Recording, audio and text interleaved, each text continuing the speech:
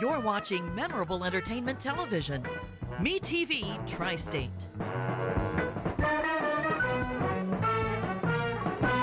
Broke the story on local homestead tax credit fiasco. Expose the Evansville Redevelopment Commission excessive spending habits. Your community watchdog. CityCountyObserver.com is your online community newspaper dedicated to the progress of Evansville and Vanderburgh County. We're a nonpartisan publication providing insight into political issues and events that shape our community. We are a watchdog for you, the citizen. Check us out online, city-countyobserver.com. That's city-countyobserver.com. Tri-State Voices, an open discussion with area leaders on issues affecting communities throughout the Tri-State. Now, here's your host, Mike Woods. Good morning. Welcome to Tri-State Voices. Every week, Tri-State Voices interviews a different community leader to discuss issues that are important to all of us. Tri-State Voices is jointly sponsored by the City County Observer, WTSN, and my office, Woods & Woods. Today we're honored to have Mr. Tom Spangler here. Mr. Spangler is the 8th District Democrat candidate for Congress. He's running against two-term incumbent Larry Bouchon. Tom, glad to have you here. Well, thank you, Mike. Thank you very much. You know, maybe the best place to start is by asking you, you've had a wonderful career in business. You raised your children, got grandkids. Why are you going to take on this big load of wanting to run for Congress? Well, Mike, that's been a question that has been asked me many, many times since I filed back in January. You know, being a small business guy, I've never run for office. I've watched politics. I have always stayed involved as far as seeing what's going on with current events, because that's important to your business. And so what happened like 7 months ago? Do you remember what happened 7 months ago, back in October? Which thing you talk about? Our government shutting down. Okay. You know, that, as a small businessman, that really hurt me. It hurt me from the standpoint of business. It hurt me from the standpoint that for my regard for our government, especially Congress, where they decided to shut down our government because they could not repeal a law that has already stood the scrutiny of the Supreme Court. And consequently, I felt as a businessman that Congress turned their back on me. And I'm sure that Congress has turned their back on many other small business people and even big business. And so that's what really inspired me. I started thinking, you know, how can I make a difference? And I started exploring what's going on in our own district, who our congressman is, and what did he do? Except vote 50 times to repeal something that everybody knew right there in the beginning, Mike, that wasn't going to happen. So, you know, it gave our government a $23 billion hit to our economy. So that's what inspired me to run for Congress. You've discussed many times how important your faith is and how it's one of the big reasons you're running for Congress. Can you explain to the viewers how your faith drives you? Yes. You know, faith is really the most, that's me. That's Tom Spangler. I mean, I am a Christian. I know Jesus Christ as my personal Savior. I believe and I know that the Bible is the perfect Word of God. And I use prayer, Mike, daily as a guiding light for me. And I read the Bible every day. I have devotions every day because you can't do it on your own. I don't care whether you're running a small business or you're in Congress.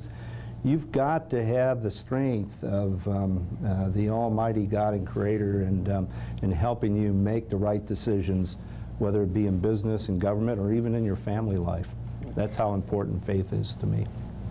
Do you have an A+ rating from Right to Life and any other organization that's interested in the Right to Life issue? What's your opinion on abortion? Well, you know, first of all, I'm very, very pleased that the Southwestern Right to Life agency gave me that A+ rating. I'm very, very pleased. You know, I believe that abortion is murder, and I believe that life begins at conception. It's simple as that.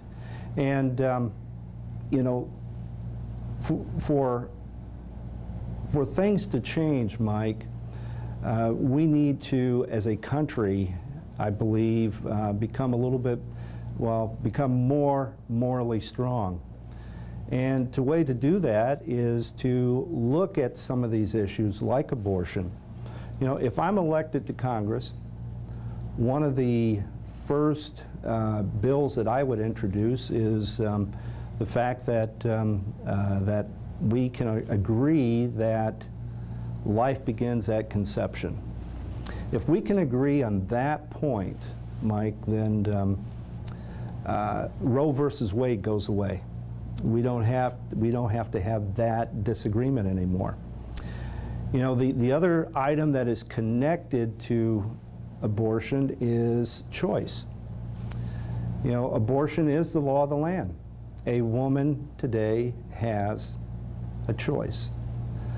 And as a man, you know, I cannot fathom, I can't even imagine if I was confronted with the fact that that if I carried this child to full term that I could possibly die, or that, you know, I am carrying a child as a result of incest or rape, and to have to make a choice, to make a decision in regards to that. As a man, I can't fathom that. I cannot understand how a woman would be able to make a decision. But, you know, they have to make that decision. And my hope and prayer is that they make the right decision. Whatever that decision is, they make the right decision. And know that, that our God is a just God, is a loving God. And that's, you know, that's where I stand on those two issues. Okay, so would you have a national law then prohibiting abortion, but you would make exceptions in a case of rape or incest? Well, just as I mentioned, you know, first of all, I would, you know, as being a congressman, I would introduce a bill just defining life. I think that's the most important part of this abortion issue, is defining life, because that seems to be where there's a lot of disagreement. And at that point, from a state standpoint, again, it has to stand the scrutiny of the Supreme Court, but I would hope that, that it would be a national law, if that would be the way that it would go. Okay, with I guess, those very limited exceptions you mentioned earlier. Yes. Okay. Okay. One of the big issues in this campaign, you alluded to it earlier, is the Affordable Care Act, the so-called Obamacare. It seems like the House just keeps voting time after time after time to repeal it, which is not going to happen. And they've not really put in as much as I can tell, much to replace it, even though they keep saying to repeal and replace. If you had your way, what would you do with the Affordable Care Act? Well, you know, going back and looking at our country, you know, one of the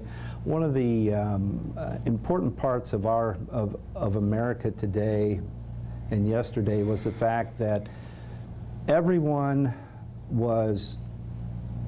had the opportunity to have a great, affordable education.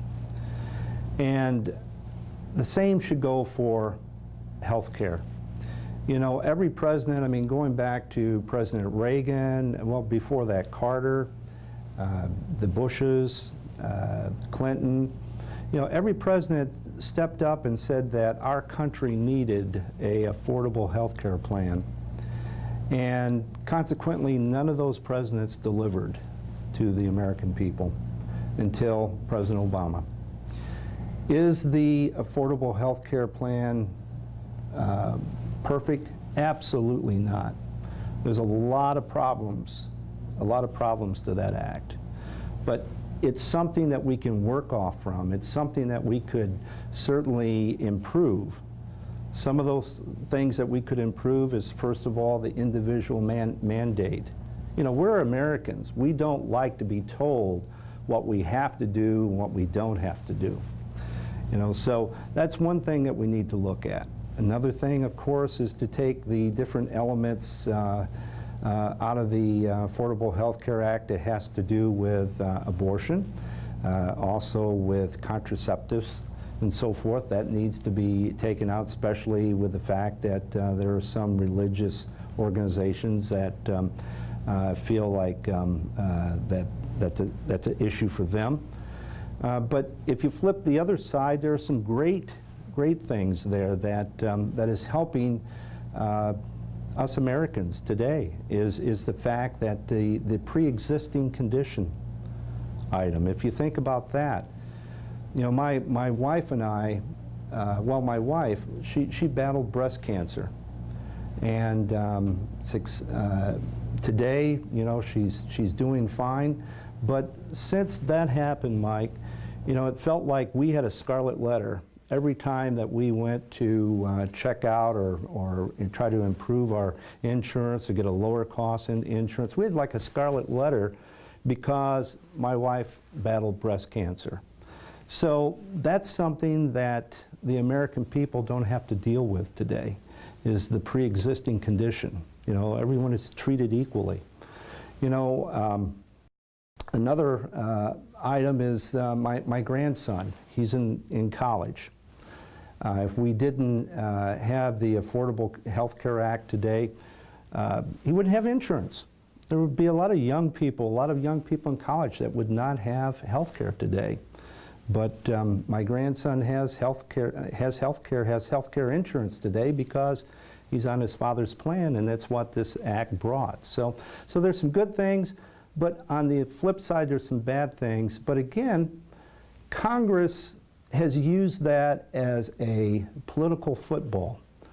You know, you would think that, especially with our congressman, who is a doctor, who is a medical expert, you know, instead of voting 50 times, over 50 times, to repeal that, which everyone knew could not be repealed, and then using that as a way to shut down our government, you know, instead of that, he and his party should have brought forth some positive solutions, some positive ideas on how to improve that act. And I think that can happen. I think that can happen with this next Congress, and hopefully people, new people with new ideas, business people with looking at it from a business standpoint instead of a political standpoint, can make those changes to the Affordable Health Care Act. You know, something I found interesting with the Affordable Health Care Act, when people ask, the polls show that when people are asked, they really don't like it. But when they get into the specifics about portability, pre-existing conditions, keeping your kid on the insurance while they're in college, if you have a handicapped child, when the child gets 18, you can go ahead and keep them on there for life, that sort of thing.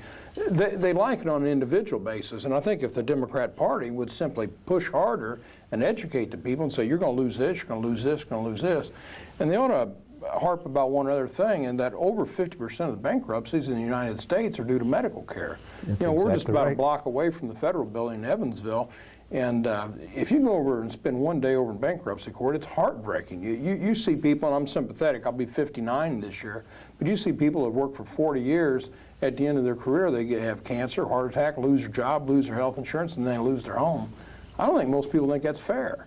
I think you're exactly right. I mean, that is the reason why every president that I can think of, again, going back to Carter, to Reagan, saw that as a priority, that we do something as a country to have affordable health care, because it is, and it has been, damaging our economy. It's putting a lot of downward pressure on our economy and prohibiting families from being able to enjoy, you know, good health, Just like the fact that you can now go and have preventative health care.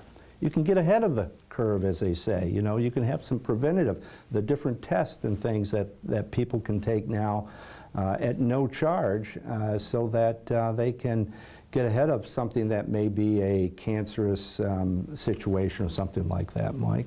So. Speaking of health care, you've seen a lot of things in the news recently about the Veterans Administration and problems in health care. What would you do if you're fortunate enough to be elected to Congress about the VA? Well, the VA, it's the second largest agency in our government. It employs over 230,000 people, and they're responsible for well over 700 healthcare facilities across the United States. And I think that despite the fact that every president since Reagan has increased the VA budget, and on top of that, we've had a lot of, we've had a couple wars here that has also increased the need for more VA. We need to do something to bring up the efficiencies there in the VA administration. It's certainly showing it even today, from what has been brought out in Arizona. In talking to some veterans, I have a real good veteran friend, and he was telling me about the fact that here he lives, in Du Bois County, where I live, and he had to go for a hearing test. And they sent him a letter, and they said, you can take that hearing test, you got to go to Marion, Illinois, 3 hours away, 3 hours away. And he called back, and 14 days later they said, he got an answer, and it said that, hey, I'm on dialysis, I can't do that, And so they said, well, let's try going to Indianapolis for a hearing test, for a hearing test. And so I guess I'm trying to find out, why can't we have some great healthcare facilities, not government VA healthcare facilities, but we have some good healthcare facilities all around us. Why can't we tap into those with the VA benefits and so forth? I mean, a hearing test to me is nothing that is totally specialized, that only a VA hospital can give that. Why can't that hearing test be done somewhere closer for that man? And I'm sure that can be repeated over and over again. So there's a lot of things that needs to be done to increase the efficiency.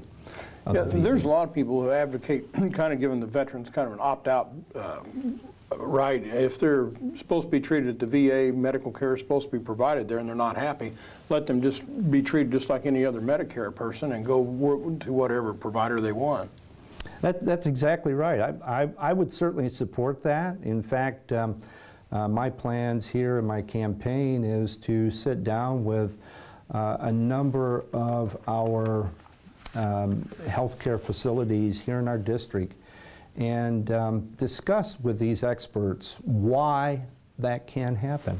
Or why it can happen. There's got to be some answers, because the efficiencies of the VA, as far as trying to help the veterans, it's going down. And what's scary is the fact of the Paul Ryan budget, as far as cutting some of those benefits. I think that's something we can't do. We just need to, as in business, you want to make more profit, you want to make things run a lot better, well then you increase your efficiency. Again, I would look at it from a business standpoint, not from a political standpoint. Coal is really important to the 8th District. Thousands and thousands of jobs are dependent upon coal. What do you see the future of coal, and how would you protect the coal jobs? We have to protect the coal jobs. We have to. Here in southern Indiana, coal is very important to our economy. It's very important to our energy. It's a low-cost energy for us, and it brings in a lot of money. On top of that, it not only provides jobs for the people working there in the coal mines and the coal companies, but also provides a lot of jobs for the heavy equipment people who make the graders and so forth. I'm very concerned about the fact that I guess I'm more concerned about the coal workers than I am the big high-profit coal companies. I think that we need to help them out. My grandson works for a coal company. He works in the mines. And so the last thing I want to see is for him to be out of a job and having to come home and live with me. Yeah. And what would you do to change the Postal Service? You know, it continues to run a deficit. Most people think that deficit's going to just get greater and greater because of email, and you're going to be left with more and more junk mail. Would you change to only delivery a few days a week, raise prices? What would you do? Oh, Mike, that's a misnomer. I mean, I'm very passionate when it comes to the Postal Service. I'm very passionate about that because to me, that the post office is as American as, you know, as the American flag, the pledge to the allegiance. I mean, it is an American institution, and it is efficient. What Congress has done over the past 4 or 5 years, they've done everything they could to undermine that agency, all just to try to eliminate good-paying union jobs. That's what they've done. Look at how they have to basically prepay the retirement out over 70 years.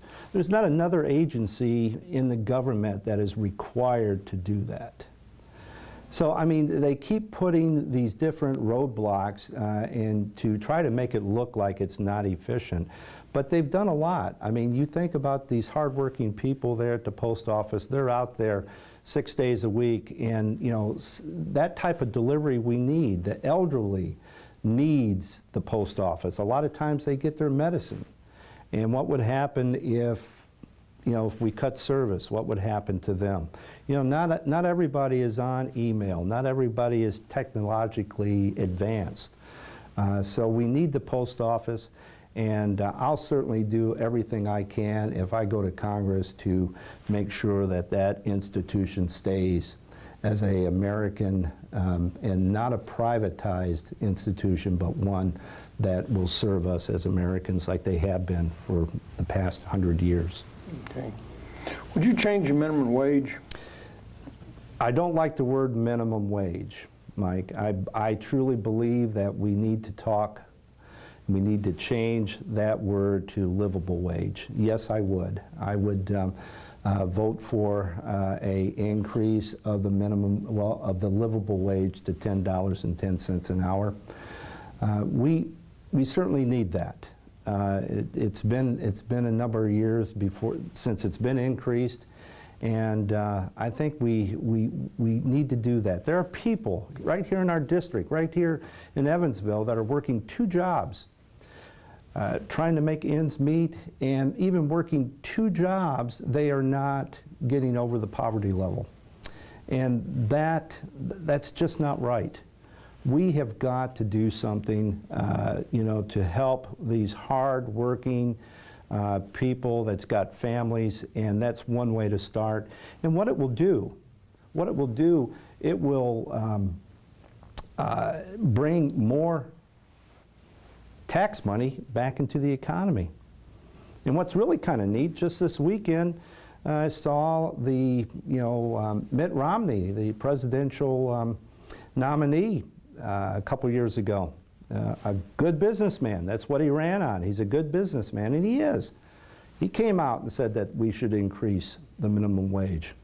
So that's certainly, you know, a step in the right direction. I hope that his party will certainly follow what he has to say about that, because certainly I would support that if I went to Washington.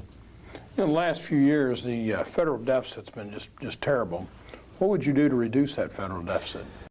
I tell you, I don't have any immediate ideas, but I will tell you that that didn't happen overnight, and it's not going to, you know, turn around overnight either. I mean, there's a lot of things that can be done. I am not totally, you know, in the knowledge of all the areas of the federal budget. You know, there's things that I would have to look at, but certainly I believe that just like what we talked about, the efficiencies in the VA, the money's there for the VA, we just need to create some efficiencies. We need to increase the efficiencies of our government, and that's one way of you know, bringing down the debt. And I think we're starting to see some of that happen.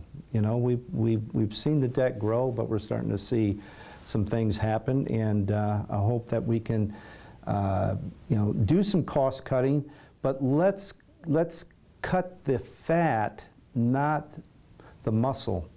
And what I mean by that is the fact that we've got to protect Social Security. You know, someday I hope to get Social Security, you know, and there's a lot of people that depend on that, and they've paid into that. So we need to protect that. We need to protect the veteran benefits. We need to protect Medicare. Let's look at some of the other things that Congress has voted for over the past few years that has added a lot of fat to that budget. Let's take that out, and that's how we can reduce the debt, Mike.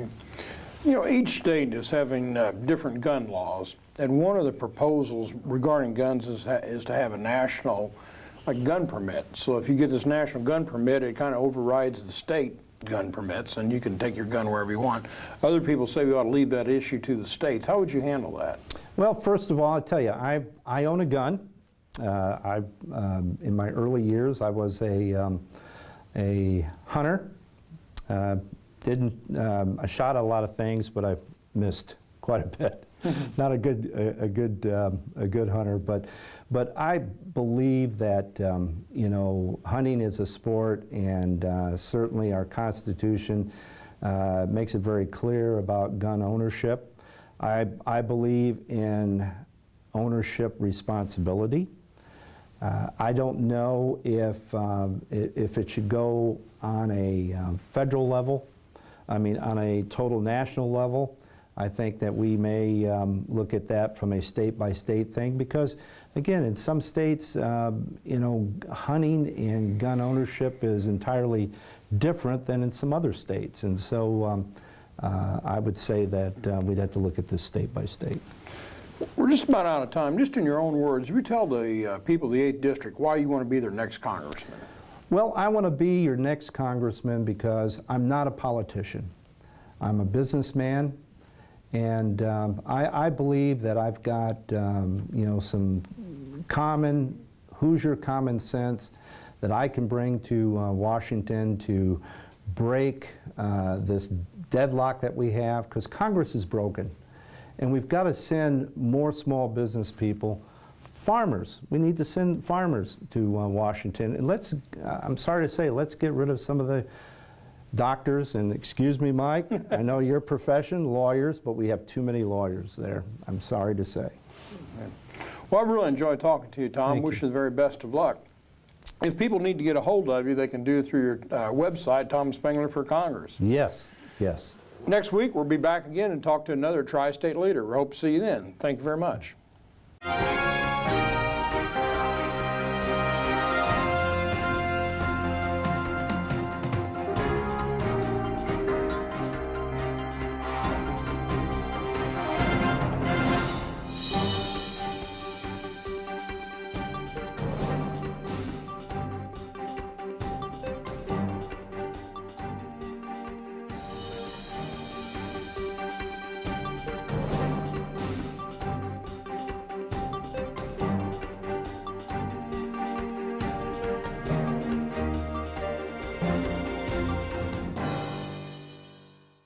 This year in the Tri-State, 1 out of 8 people will be in an accident. Would you know what to do?